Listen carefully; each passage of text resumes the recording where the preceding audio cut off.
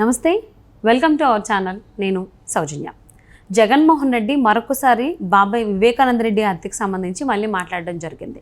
So ఇవటి అన్నింటినీ చూస్తున్నట్లయితే చాలా హాస్యాస్పదంగా ఉందని చెప్పేసి చాలామంది విశ్లేషకులు అభిప్రాయపడుతూ ఉన్నారు.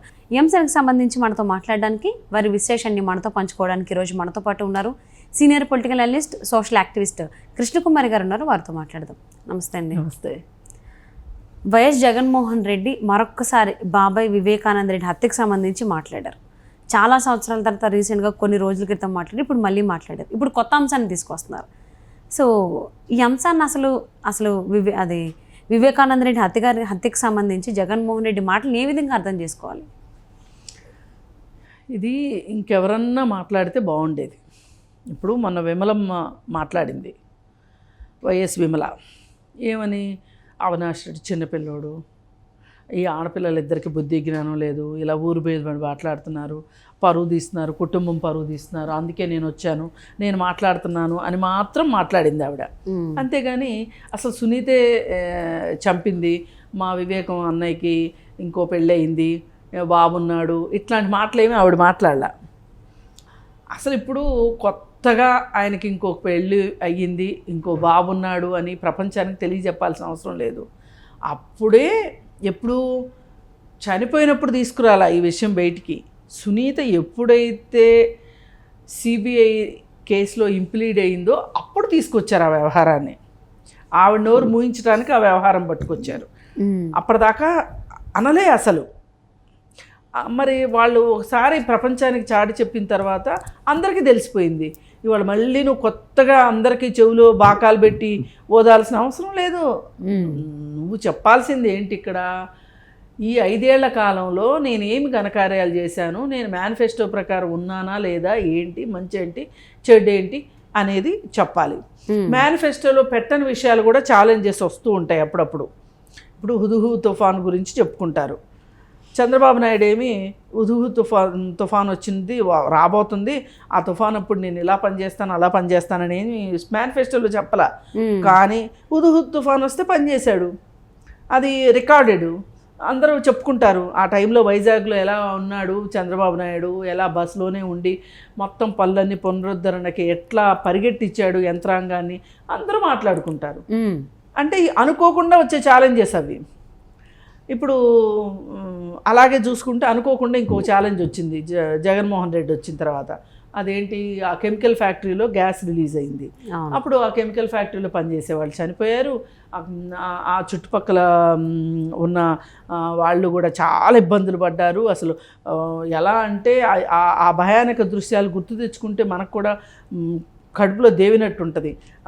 ఆ గాలి పీల్చి రోడ్ల మీద డొల్లీలు పెట్టి గాలి ఆడక నానా అవస్థలు పడ్డారు. అలాంటప్పుడు నువ్వేం చేసావు చెప్పు? ఏమీ చేయలా. ఏమీ చేయకుండా పైగా ఏం చెప్పావంటే, నువ్వు ఆ కంపెనీ లొసుకులు ఏమీ బయటికి రాకోకుండా కప్పెట్టేసి ఆ కంపెనీ దగ్గర నుంచి చాలా నువ్వు తీసుకుని గవర్నమెంట్ డబ్బులు బాధితులకి ఇస్తానని వాగ్దానం చేశావు. ఇదే ఒక సీఎం చేయాల్సింది. నువ్వు అసలు ఆ కంపెనీని ఎందుకు సీజ్ చేయలేదు? ఆ కంపెనీ దగ్గర నుంచి డబ్బులు ఎందుకు ఇప్పించలేదు, కక్కించలేదు? కంపెనీయే కదా.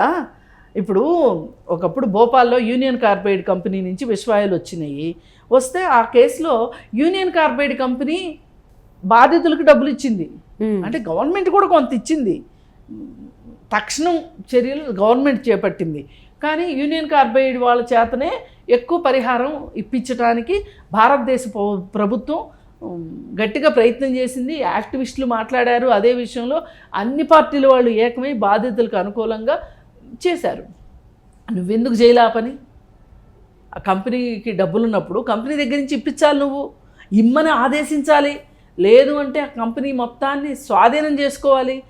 ఏమి చేయకోకుండా అసలు అక్కడ తక్షణ చర్యల గురించి కూడా పబ్లిక్ పట్టించుకున్నారు. పబ్లిక్ వాళ్ళని హాస్పిటల్స్కి తీసుకెళ్ళటము ఇట్లాంటివన్నీ చూస్తే అందరూ చేసింది చూసి రంగనాయకమ్మ గారు అనే ఆవిడ ఒక పోస్ట్ పెట్టినందుకు ఫేస్బుక్లో ఆవిడ్ని నానా తంటాలు పెట్టి, ఆవిడ్ని ఇబ్బంది పెట్టి, ఆవిడ్ని ఆంధ్రప్రదేశ్ నుంచి పారిపోయేలాగా చేసిన ఘనత నీది, నీ సోషల్ మీడియాది. అలాంటిది అసలు ఇప్పుడు నీకేంటి అవసరం? వివేకానంద రెడ్డికి రెండో భార్య ఉంది, కొడుకున్నాడు అని ఇప్పుడు ఈరోజు నువ్వు చెప్పాల్సిన అవసరం ఏంటి? నువ్వు చేయాల్సిందేంటి? నీ గవర్నమెంట్ రాకముందు తెలుగుదేశం పార్టీ హయాంలో ఉండగా హత్య జరిగింది. నువ్వు అసలు 5 ఏళ్ళు ఏం చేశా? నువ్వు ఈ 5 ఏళ్లలో అసలు నేరస్తులు ఎవరో పట్టుకోవచ్చు కదా. ఇప్పుడు ఏం చెప్తున్నావు నువ్వు? సునీత భర్తే చంపారని చెప్తున్నావు. మరి అధికారంలోకి రాగానే ఎందుకు వాళ్ళ మీద చర్యలు ఎందుకు తీసుకోలేదు? వాళ్ళ మీద చర్యలు తీసుకోకుండా నీ భార్యని, నీ తల్లిని, నీ ప్రభుత్వ సలహాదారుని సునీత ఇంటికి పంపించి తెలుగుదేశం వాళ్ళ మీద చెప్పమని చెప్పి ఎందుకు చెప్పించా నువ్వు? ఇవన్నీ కూడా రికార్డెడే కదా. ఏమి పోయిన శతాబ్దంలో జరిగిన విషయాలు కాదు, నిన్నగాహంలో జరిగిన విషయాలు అందరికీ గుర్తుంటాయి. నీకేమైనా షార్ట్ టర్మ్ మెమరీ లాస్ వచ్చిందేమో కానీ ప్రజలందరికీ బాగానే గుర్తుంటుంది. ఇప్పుడు నువ్వు కొత్తగా వచ్చేసేసి ఆ కుటుంబ వ్యవహారాల వల్లనే ఆ హత్య జరిగింది, అది చేసింది సునీత భర్తే కాబట్టి అవినాష్ రెడ్డి అమాయకుడు, ఈ అమాయకుడిని కాపాడండి అని చెప్పి నువ్వు పాటలు పాడితే ఎవరు వింటారండి? ఏమన్నా అర్థం ఉందా? సరే వాళ్ళు చేశారని నువ్వు చెప్తున్నావు కదా, నువ్వు పెద్దారెడ్డి తీర్పు ఇచ్చేసావు కదా, ఓకే. మరి పెద్దారెడ్డి కేసుల విషయంలో ఎందుకు పట్టించుకోలే? ఇప్పుడు ఆ అమ్మాయి అడుగుతుంది, అసలు అమ్మ నువ్వే చేసి నువ్వే మాట్లాడుతున్నావేంటి? దొంగ అన్నట్లుంది, నేను నిరూపిస్తాను చూడు అని చెప్పి నిరూపించుంటే అసలు జగన్మోహన్ రెడ్డికి ఎంత కితాబులు దక్కేయి? ఇప్పుడు అమ్మాయి చేసిందని నువ్వు చెప్తున్నావు కదా, ఇప్పుడు సిబిఐ ఎందుకు కనిపెట్టలేకపోయింది అమ్మాయి చేసింది అని? పోని ఆ అమ్మాయే చేసింది అనుకుందాం కాసేపు, ఆ అమ్మాయి భర్తే చేశారు అనుకుందాం. అసలు ఎవరన్నా అండి ఈ రోజుల్లో రోడ్డు మీద ₹10 కనిపిస్తే టక్కన జేబులో వేసుకునే మనుషులను చూస్తున్నాం కానీ ఈ ₹10 ఎవరిదండి, ఈ ₹10 ఎవరిదండి అని అడిగే మనుషులు ఎక్కడన్నా ప్రపంచంలో ఉన్నారా? ఇవాళ ₹1000 కనిపించినా చెప్పరు. ఎక్కడో ఆటో డ్రైవర్లు అట్లాంటి వాళ్ళు నగలు దొరికినాయి, మా పాసింజర్లు మా ఆటోలో మర్చిపోయారని చెప్పి ఇచ్చేవాళ్ళని చూసాం. కానీ ఇట్లా అసలు వాళ్ళే చేసి వాళ్ళే విచారించమని అడుగుతారా? ఇప్పుడు పోలీసులు విచారించారనుకోండి, చూద్దాం, వీళ్ళ ఒత్తిడి తట్టుకోలేక విచారించారనుకున్నాం, వీళ్ళే చేశారని తేలుతుంది కదా. అంటే అంత పిచ్చోళ్ళలా కనిపిస్తున్నారు వాళ్ళిద్దరు భార్య భర్త. అంటే సిబిఐ ఇచ్చిందని చెప్పేసి అని చాలాసార్లు కూడా సునీత పవర్ పాయింట్ ప్రజెంటేషన్ ఇచ్చారు. ఆ టైంకి ఎవరున్నారు అక్కడ, అంటే హత్య జరిగినటువంటి సరౌండింగ్స్లో ఎవరున్నారు, ఎవరు కాల్స్ అని, ఇదన్నీ మరి అవన్నీ ఏంటి సిబిఐ? అంటే ఇప్పుడు ఈయన కంటే కూడా సిబిఐ కంటే కూడా ఈయన తెలివైనోడు. ఈయన తీర్పులు ఇచ్చేస్తాడు, రచ్చబండ తీర్పులు ఇచ్చేస్తాడు. ఇచ్చేసేసి ఇదిగో నేను చెప్పాను కదా, సునీత నేరం చేసింది, సునీత భర్త నేరం చేశాడు కాబట్టి అవినాష్ రెడ్డి మంచోడు, ఈయన తీర్పు ఇచ్చేస్తే అయిపోద్దండి. ఇక్కడ 2 కీలకమైన అంశాలు. ఈ 5 సంవత్సరాల కాలం నువ్వు సునీత భర్తే చేశారు అని నువ్వెందుకు నిరూపించలేకపోయావు? ఒకటి. రెండోది, ఈరోజు వచ్చి నువ్వు అవినాష్ రెడ్డి మంచోడు అంటే సిబిఐ పిచ్చోళ్ళయ్యి అవినాష్ రెడ్డి తండ్రిని జైల్లో పెడతారు, దస్తగిరిని జైల్లో పెడతారు, ఇంకొకరిని జైల్లో పెడతారు, అవినాష్ రెడ్డిని A8గా చేరుస్తారు. A8గా చేరిస్తే నన్ను A8గా ఉంచడానికి వీల్లేదు అని చెప్పి కోర్టులో కేసు ఎందుకు వెళ్ళి అవినాష్ రెడ్డి పోరాడాలి కదా. నన్ను A8గా పెట్టారు, నన్ను డిశ్చార్జ్ చేయండి అని చెప్పి వెయ్యాలిగా. ఎందుకు వేయలేదు అవినాష్ రెడ్డి? ఎందుకు కొరివితో మళ్ళీ తలగోక్కోవడం అని చెప్పి ఆగాడు. చేసిన వాళ్ళకి తెలుసు, వాళ్ళు చేసినట్టు వాళ్ళకి తెలుసు, ప్రపంచం మొత్తానికి తెలుసు. ఈరోజు నువ్వు వచ్చి ఎన్నికల సందర్భంగా ఈ విధంగా మాట్లాడడం అంటే, నేను ఇలాంటిది ఇంకొకటి కూడా గమనించాను. బాలకృష్ణ ఇంట్లో హత్యలు జరిగినప్పుడు వైఎస్ రాజశేఖర రెడ్డి గారు కాపాడారు అని చెప్తారు. ఎవరు అడిగారు కాపాడమని? వైఎస్ రాజశేఖర రెడ్డిని సీఎం చేసింది ఇట్లాంటి వాళ్ళని కాపాడటానిక? నిజంగా బాలకృష్ణ చేస్తే వైఎస్ రాజశేఖర రెడ్డి ఎందుకు కాపాడాడు? కాపాడకూడదు కదా. ఎందుకు కాపాడారు మరి మీరు? ఇప్పుడు నువ్వు 5 ఏళ్ళు సునీత భర్త నువ్వెందుకు కాపాడావు?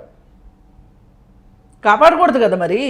అంటే వేరే వాళ్ళు చేస్తేనేమో చేసినా చెయ్యకపోయినా వాళ్ళ మీద కోడికత్తి సీన్ని నువ్వు ఎందుకు 5 ఏళ్ళు లోపల ఉంచావు? నువ్వు సునీత భర్తే చేసి ఉంటే వాళ్ళ ఒక్కరోజన్నా నువ్వు జైల్లో పెట్టించాలిగా. అదెందుకు చేయలేదు? మొన్న గులకరాయి కేసు చూసుకుందాం. గులకరాయి కేసులో మరి అన్నం పుణ్యం తెలియని మైనర్ పిల్లలు కూడా ఎందుకు తీసుకెళ్ళా నువ్వు? మరి అలాంటప్పుడు వాళ్ళు మైనర్లు అయినా సరే వాళ్ళు పేదోళ్ళు కాబట్టి నువ్వు తీసుకెళ్ళి చిత్రహింసలు పెడతావా? నీ చెల్లెలు కాబట్టి సునీత, నీ బాబాయ్ కూతురు కాబట్టి సొంత తండ్రిని హత్య చేసిందా, ఇంకొకరిని చేసిందా వేరే విషయం, వాళ్ళ మీద నువ్వు చర్యలు ఎందుకు తీసుకోలా? అంటే దీని అర్థం ఏంటి అంటే, ఎవరైనా సరే నేరస్తులు ఎవరో తెలిసిన తర్వాత దానికి సంబంధించి చర్యలు తీసుకోకపోతే అధికారంలో ఉండి వాళ్ళని ఏమనాలి? చేతగానోడు అనాలా? స్వార్థపరుడు అనాలా? లేకపోతే ఇప్పుడు నువ్వు ముఖ్యమంత్రిగా ప్రమాణం చేసేప్పుడు ఏమని చెప్పుంటావు?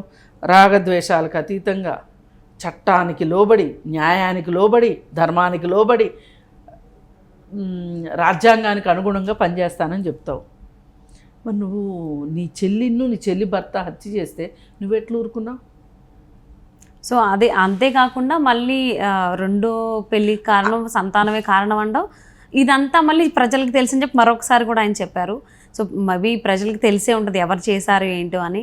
మరి అవినాష్ అంటే చిన్నపిల్లోడు అని తీర్పు చెప్పడం, విమలమ్మ కూడా ఇదే మాటలు చెప్పింది. వీళ్ళంతా ఒక స్క్రిప్ట్ తయారు చేసుకుని స్క్రిప్ట్ ప్రకారం వీళ్ళు ముందుకెళ్తున్నారు తప్పితే వేరేగా ఏమీ చూడటానికి లేదు. నువ్వు ఇవాళ అవినాష్ రెడ్డి చిన్నపిల్లోడు అని చెప్పావు, చేసింది వాళ్ళు అని చెప్పావు. మరి నీ తరఫు నుంచి నువ్వు ఇన్నాళ్ళు నువ్వేం చేసావు? మరి ఆయనకి తెలిసి ఉంటే ఇప్పటి వరకు ఏదో నిరూపించలేదు. నిరూపించాల్సింది కదా. నువ్వు ఎందుకు నిరూపించలేదు? అంటే నువ్వు నీ ఇంట్లో వాళ్ళు తప్పులు చేసినా సరే నువ్వు వాళ్ళని కాపాడతావు అనమాట. ఇప్పుడు చాలామంది ఏమంటున్నారు, ఈ హత్య గురించి ఈ ప్లానింగు ఇదంతా కలిసి భారతిరెడ్డి అవినాష్ రెడ్డి చేశారు అంటున్నారు అందరూ.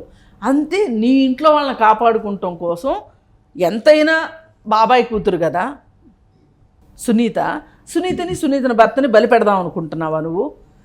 నీ వాళ్ళని రక్షించుకోవటం కోసం, నీ పార్టీ వాడైన అవినాష్ రెడ్డిని, నీ భార్యని నువ్వు రక్షించుకోవటం కోసం వాళ్ళని బలి పెడదాం అనుకుంటున్నావు. దానికి తగ్గట్లుగా నువ్వు యంత్రాంగాన్ని మంత్రాంగాన్ని తయారు చేస్తున్నావు. దీన్ని బట్టి నువ్వు అసలు అర్హుడివే కాదు ముఖ్యమంత్రిగా.